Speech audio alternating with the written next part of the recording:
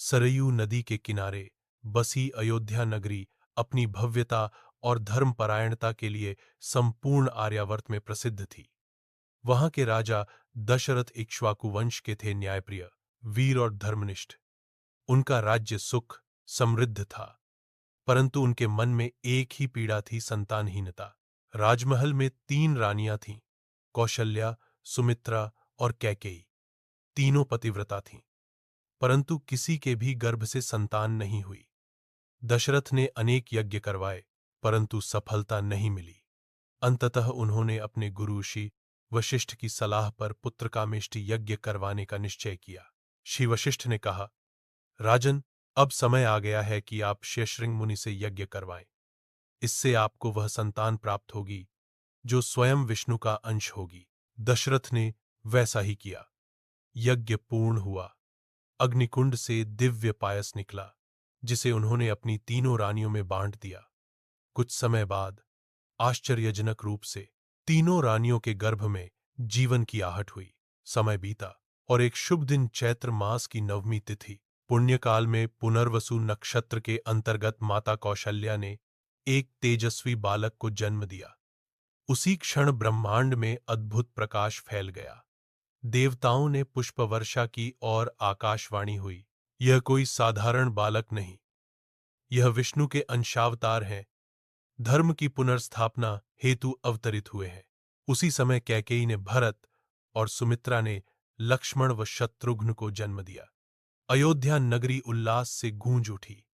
राजा दशरथ ने वेद पुरोहितों को बुलाकर नामकरण संस्कार करवाया। कौशल्या पुत्र का नाम रखा गया, राम कैकेयी, पुत्र का भरत सुमित्रा, पुत्र लक्ष्मण और शत्रुघ्न। अयोध्या के गलियों में गायन, वादन और दीपों का उत्सव कई दिनों तक चलता रहा। भाग 2। बाल्यकाल और शिक्षा। बालक राम अत्यंत शांत, विनम्र और तेजस्वी थे। उनका मुख चंद्रमा सा उज्ज्वल था। बचपन से ही उनमें अलौकिक शौर्य और करुणा दिखाई देती थी। वे हर जीव जंतु में प्रेम देखते और सभी उन्हें स्नेहपूर्वक राम कहकर पुकारते। राजमहल में चारों राजकुमार बड़े हो रहे थे। राम और लक्ष्मण सदा साथ रहते, जैसे शरीर और छाया। भरत और शत्रुघ्न भी एक दूसरे से अटूट प्रेम करते थे। जब समय आया तो श्री वशिष्ठ ने उन्हें गुरुकुल भेजा, जहां उन्होंने वेद, शास्त्र, धनुर्वेद, राजनीति और धर्मनीति की शिक्षा ली। राम की बुद्धि तीव्र थी, वे गुरु के प्रत्येक आदेश को विनम्रता से मानते। गुरु वशिष्ठ अक्सर कहते, राम में न केवल राजधर्म की समझ है, बल्कि वह करुणा भी है जो एक सच्चे राजा का गहना है। गुरुकुल से लौटने के बाद राम अपने पिता की सभा में आने जाने लगे। वे राज्य के नियमों, प्रजा के कर्तव्यों और न्याय के सिद्धांतों को समझते। उनकी दृष्टि हमेशा करुणा से भरी रहती। भाग 3। शिव विश्वामित्र का आगमन। एक दिन अयोध्या के द्वार पर एक तेजस्वी ऋषि आए। विश्वामित्र। राजा दशरथ ने उनका स्वागत किया और पूछा, भगवन, किस उद्देश्य से पधारे हैं? विश्वामित्र बोले, राजन, मेरे यज्ञ को राक्षस बार बार नष्ट कर देते हैं। मैं चाहता हूं कि आपका पुत्र राम मेरे साथ आए, ताकि वह उन राक्षसों का संहार कर सके। यह सुनकर दशरथ विचलित हो उठे। भगवन, राम तो अभी बालक हैं, वे कैसे राक्षसों से युद्ध करेंगे? ऋषि ने शांत भाव से कहा, राजन, यह कोई साधारण बालक नहीं, इसमें दिव्यता का तेज है। मुझे विश्वास है कि वह असुरों का विनाश कर सकेगा। वशिष्ठ ने भी अनुमोदन किया। दशरथ ने आंखों में आंसू लिए राम को विदा किया। लक्ष्मण ने भी कहा, जहां राम जाएंगे मैं उनके साथ रहूंगा। दोनों भाई विश्वामित्र के साथ निकल पड़े जंगलों की ओर, जहां उनका पहला धर्मयुद्ध उनका इंतजार कर रहा था। भाग 4। ताड़का वध और सिद्धाश्रम यात्रा। विश्वामित्र ने दोनों भाइयों को दिव्य अस्त्र शस्त्र प्रदान किए और उनके प्रयोग की विद्या सिखाई। कुछ ही दिन बाद वे ताड़का वन पहुंचे। वहां एक भयानक राक्षसी ताड़का रहती थी, जो मुनियों के यज्ञों को नष्ट करती थी। राम ने धनुष उठाया और पहली बार अपने दिव्य उद्देश्य की शुरुआत की। जब ताड़का प्रकट हुई, भीषण गर्जना से धरती कांप उठी। राम ने गुरु की आज्ञा पाकर ताड़का पर बाण चलाया। धर्म की रक्षा के लिए अधर्म का विनाश आवश्यक है। बाण सीधा उसके हृदय में लगा और ताड़का का अंत हो गया। आकाश से पुष्प वर्षा हुई। देवताओं ने कहा, जय श्री राम। विश्वामित्र ने उन्हें आशीर्वाद दिया और आगे बढ़े। उन्होंने दोनों को मारिच, सुबाहु नामक राक्षसों से भी यज्ञ की रक्षा करवाई। इस युद्ध के बाद शि ने कहा, अब मैं तुम्हें जनकपुरी ले चलता हूं, जहां सीता का स्वयंवर होने वाला है। भाग 5। जनकपुर और सीता स्वयंवर। मिथिला नगरी में उस समय राजा जनक राज करते थे। वे अत्यंत ज्ञानी और धर्मपरायण थे। उनकी पुत्री सीता सौंदर्य और सद्गुण की मूर्ति थी। जनक ने प्रण किया था, जो वीर भगवान शिव के धनुष को प्रत्यंचा चढ़ा देगा, उसी से सीता का विवाह होगा। राम, लक्ष्मण और विश्वामित्र वहां पहुंचे। स्वयंवर सभा में अनेक राजा, राजकुमार आए, पर कोई भी शिव धनुष उठा नहीं सका। जब राम की बारी आई, सभा में सन्नाटा छा गया। राम ने गुरु की आज्ञा ली, आगे बढ़े और सहजता से धनुष को उठाया। जब उन्होंने प्रत्यंचा चढ़ाई तो धनुष टूट गया। आवाज से सारा जनकपुर गूंज उठा। देवताओं ने प्रसन्न होकर आकाश से पुष्प बरसाए। जनक ने हर्षपूर्वक कहा, सर्वगुण संपन्न राम ही मेरी पुत्री सीता के योग्य है। सीता ने शर्माते हुए राम के गले में वरमाला डाल दी।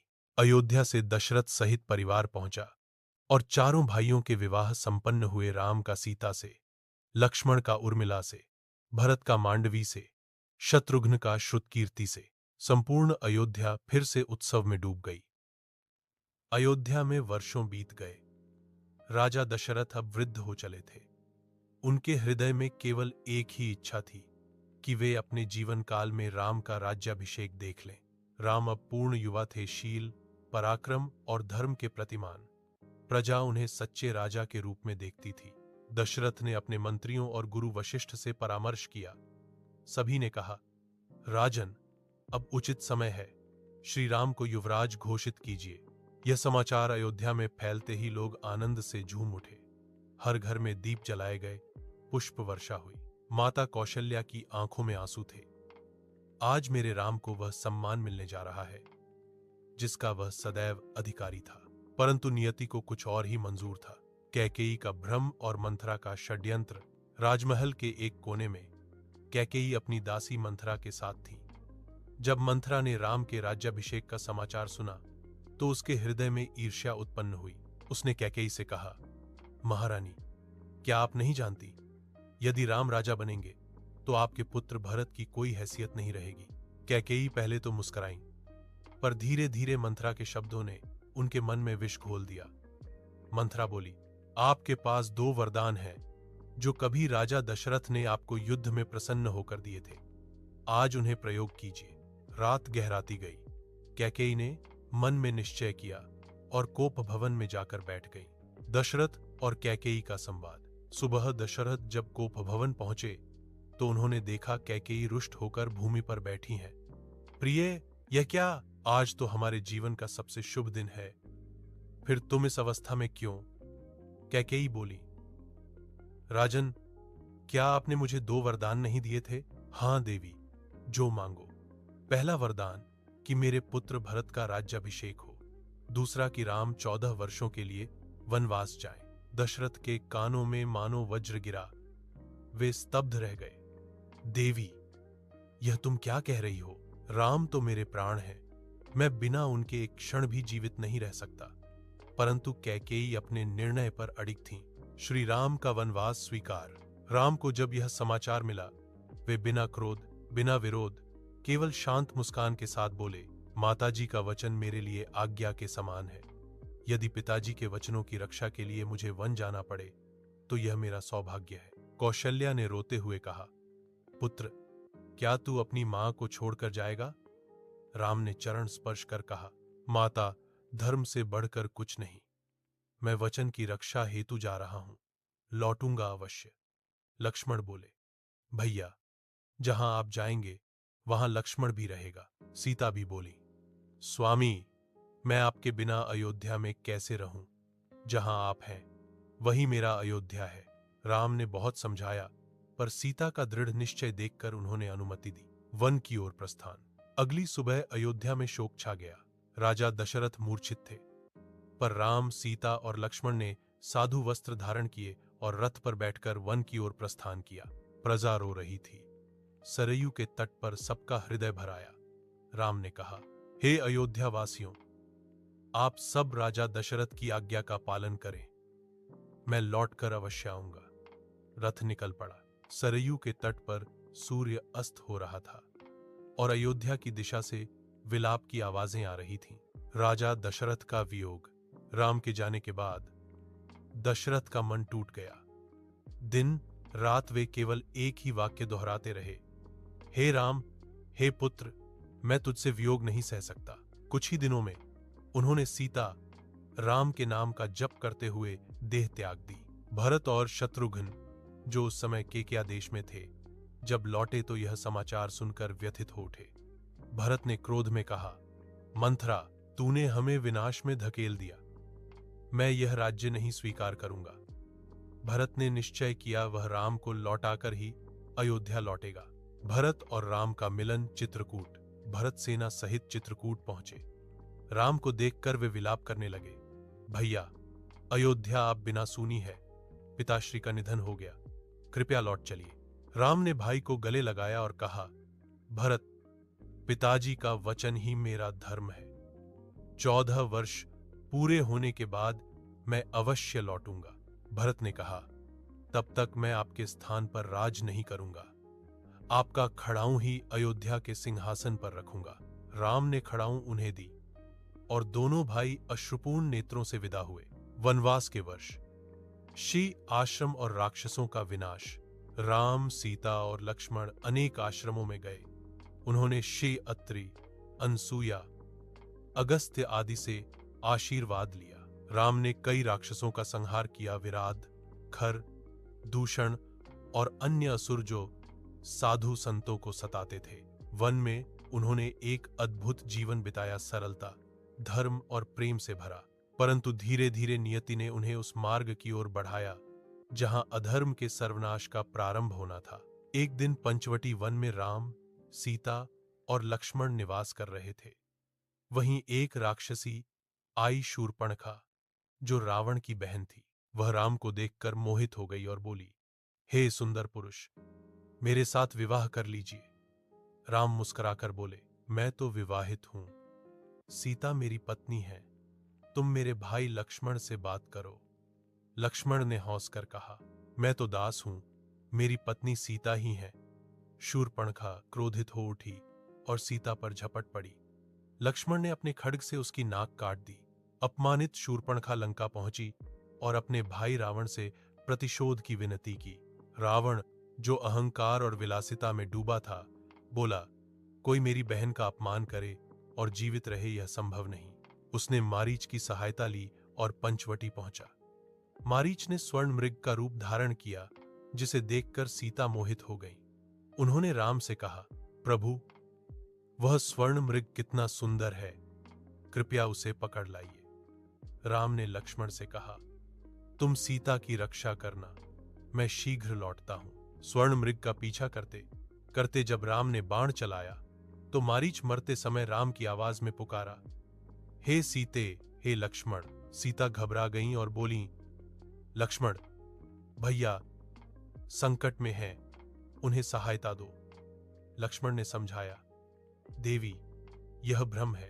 परंतु सीता के आग्रह पर वह चला गया। इसी बीच रावण साधु के वेश में आया और बोला, भिक्षा देही। सीता जैसे ही बाहर आईं, रावण ने अपना वास्तविक रूप धारण किया और उन्हें आकाश मार्ग से अपहरण कर ले गया। सीता विलाप करती रही, हे राम, हे लक्ष्मण। धरती और आकाश मौन हो गए। सीता के अपहरण के बाद जब श्री राम और लक्ष्मण वापस लौटे और देखा कि सीता नहीं है, तो उनका हृदय विदीर्ण हो उठा। वन की हर दिशा में उन्होंने सीता का नाम पुकारा, हे जानकी, कहाँ हो तुम? पेड़ों, पर्वतों और पशुओं से वे पूछते, पर उत्तर मौन था। राम की आंखों से अश्रु झरने लगे।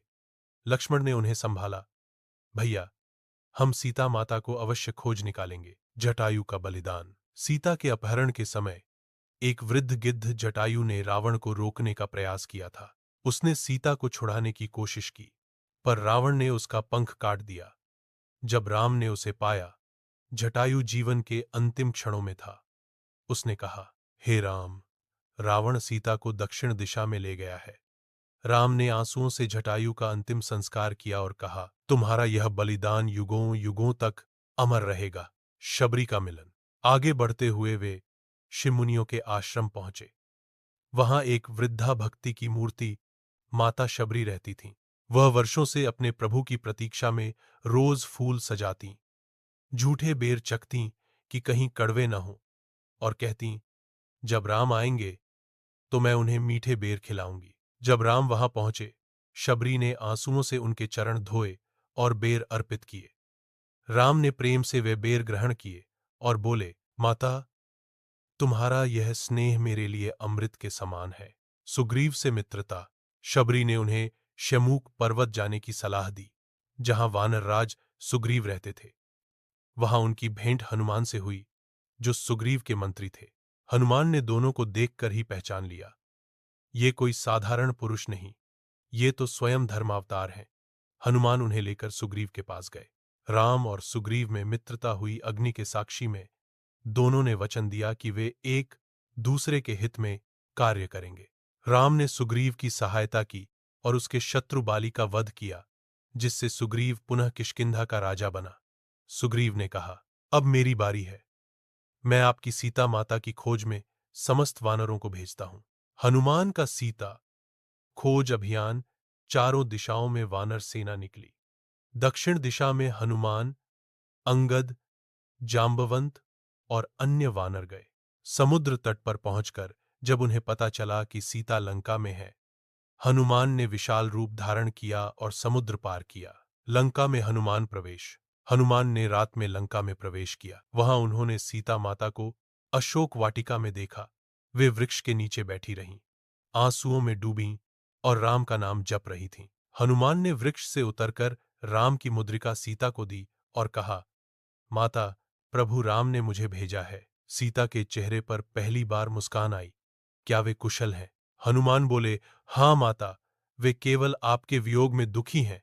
शीघ्र ही आपको मुक्त करवाएंगे। हनुमान ने रावण के बागों को नष्ट कर दिया, राक्षसों को परास्त किया और रावण को संदेश दिया, यदि जीवित रहना चाहते हो तो सीता माता को, राम को लौटा दो। रावण क्रोधित हुआ और हनुमान की पूंछ में आग लगवा दी। हनुमान ने अपनी पूंछ से पूरी लंका को जला दिया और समुद्र पार लौट आए। राम सेतु का निर्माण। हनुमान के लौटते ही राम ने वानर सेना को संगठित किया। उन्होंने समुद्र देव से मार्ग मांगा। जब समुद्र मौन रहा, राम ने अपने धनुष पर बाण चढ़ाया। समुद्र देव स्वयं प्रकट हुए और बोले, प्रभु, मुझे क्षमा करें, आपसे बड़ा कोई नहीं। मेरे ऊपर पुल बनाइए, मैं स्थिर रहूंगा। तब नल, नील के नेतृत्व में वानर सेना ने राम सेतु बनाया। समुद्र पर तैरते पत्थरों पर राम नाम लिखा गया और वे पानी में नहीं डूबे। सेना ने हर्षोल्लास से लंका की ओर प्रस्थान किया। लंका का युद्ध आरंभ। लंका के द्वार पर जब राम की सेना पहुंची, रावण ने अपने पुत्र इंद्रजीत, सेनापति कुंभकर्ण और अन्य राक्षसों को युद्ध के लिए भेजा। युद्ध कई दिनों तक चला। वानर और राक्षसों की भीषण भिड़ंत हुई। राम और लक्ष्मण ने असंख्य राक्षसों का वध किया। इंद्रजीत ने मायावी अस्त्रों से युद्ध किया। लक्ष्मण घायल हो गए। हनुमान संजीवनी बूटी लाने हिमालय की ओर उड़ गए। जब वे पहचान न पाए तो पूरा पर्वत ही उठा लाए। लक्ष्मण को जीवन मिला। रावण वध। अंततः वह दिन आया जब राम और रावण आमने सामने हुए। आकाश गूंज उठा। धनुषों की टंकार, अस्त्रों की चमक और देवताओं का मौन। रावण ने अनेक मायाएं रचाईं, परंतु राम का ध्यान अडिग रहा। अंत में राम ने ब्रह्मास्त्र उठाया, अग्नि के मंत्रों से अभिषिक्त कर कहा, धर्म की रक्षा और अधर्म के विनाश के लिए यह बाण प्रक्षेपित कर रहा हूं। बाण सीधा रावण के हृदय में लगा। रावण ने अंतिम सांस ली। आकाश में देवताओं ने जय श्री राम का घोष किया। राम ने रावण के प्रति करुणा प्रकट की और कहा, वह महान विद्वान था, परंतु अहंकार ने उसका नाश किया। सीता का उद्धार और अग्नि परीक्षा।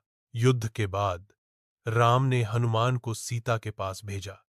सीता ने राम से मिलकर आंसुओं से चरण स्पर्श किए, परंतु राम ने कहा, देवी, आपके चरित्र पर कोई संशय नहीं, परंतु लोक मर्यादा हेतु आपको अग्नि परीक्षा देनी होगी। सीता ने शांत स्वर में कहा, जैसा आप उचित समझें। उन्होंने अग्नि में प्रवेश किया और अग्निदेव ने प्रकट होकर कहा, सीता पवित्र हैं, वे निर्दोष हैं। राम ने उन्हें हृदय से लगा लिया। लंका में विभीषण का राज्य स्थापित कर राम ने अयोध्या लौटने की तैयारी की। अयोध्या वापसी और राज्याभिषेक 14 वर्ष पूरे हो चुके थे। राम, सीता, लक्ष्मण, हनुमान और वानर सेना पुष्पक विमान से अयोध्या पहुंचे। भरत ने खड़ाऊं सिंहासन से हटाकर कहा, भैया, आपका अयोध्या में स्वागत है। पूरी नगरी दीपों से जगमगा उठी। दीपावली का उत्सव उसी दिन मनाया गया। राम का राज्याभिषेक हुआ। धरती पर राम राज्य की स्थापना हुई, जहां सब सुखी, निःस्वार्थ और न्यायप्रिय थे। भाग 9। उत्तरकांड। लव, कुश और सीता का धरती में विलय। राम राज्य में सब कुछ शांत था, परंतु समय ने एक बार फिर परीक्षा ली। सीता के विषय में प्रजा में कुछ संशय की बातें उठीं। राम ने मन पर पत्थर रखकर कहा, राजा को अपने कर्तव्य को सर्वोपरि रखना चाहिए। उन्होंने लक्ष्मण को आदेश दिया कि सीता को वन में छोड़ आए। सीता गर्भवती थीं। वन में उन्होंने वाल्मीकि आश्रम में शरण ली और लव और कुश को जन्म दिया। वाल्मीकि ने उन्हें विद्या और युद्ध कला में निपुण बनाया। वर्षों बाद जब राम ने अश्वमेध यज्ञ किया, लव, कुश ने उस अश्व को रोक दिया। राम ने जब जाना कि वे उनके पुत्र हैं, तो आंसुओं में डूब गए। उन्होंने सीता को वापस बुलाया। सीता ने धरती माता से प्रार्थना की, यदि मैं सदा पवित्र रही हूं तो मुझे अपनी गोद में स्थान दो। धरती फटी और सीता उसमें समा गई। राम निःशब्द रह गए। भाग 10। श्री राम का स्वर्गारोहण। समय बीतता गया। राम ने अपने पुत्र कुश को राज्य सौंप दिया। उन्होंने सरयू नदी के तट पर जाकर ध्यान लगाया। देवदूत प्रकट हुए। प्रभु, अब आपका कार्य पूर्ण हुआ। आइए, वैकुंठ पधारिए। राम ने मुस्कुराकर सरयू में प्रवेश किया। उनका शरीर तेजोमय हो उठा और वे विष्णु रूप में विलीन हो गए। आकाश में देवताओं की ध्वनि गूंज उठी, जय श्री राम, मर्यादा पुरुषोत्तम की जय।